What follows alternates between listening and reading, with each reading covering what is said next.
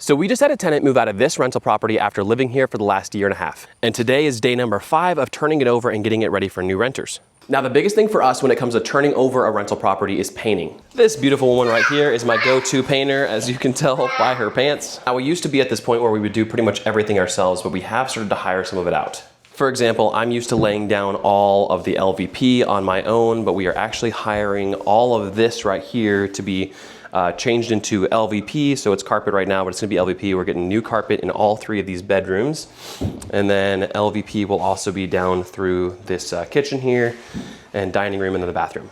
But we are planning to save the trim and then put it back on after the new flooring's installed. So this is something that I've been taking off. We also typically do all the cleaning on our own, but this time through we'll be hiring someone else to come through and clean everything once the new flooring's laid. New countertop was just laid throughout the whole kitchen a couple of days ago.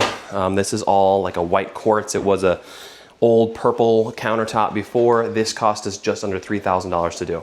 We've also spent just under $1,000 so far at the local hardware store, Menards, buying things like paint, new ceiling fans, and things along those lines. And for those wondering, for all new flooring, just for the upstairs here, LVP, carpet, everything, it's gonna be about $6,000. All right, so for today, we only plan on being here for a few hours, and then we're going to go pick out tile for the backsplash in the kitchen, but I'm going to be power washing this deck and then also the front deck. So I get a lot of questions regarding the financial part of this though. So $10,000 so far, we're probably looking at about $12,000 to $13,000 by the time that we're done.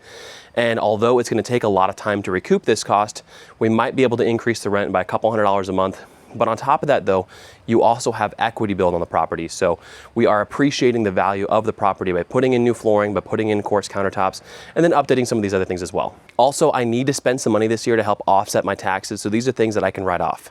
All right, so we've got some landscaping to do outside and some decks to power wash here, so I'm gonna get to that. But if you guys have any questions, feel free to drop them in the comments below. Otherwise, follow along, and I will be doing daily updates as we get this house ready to go.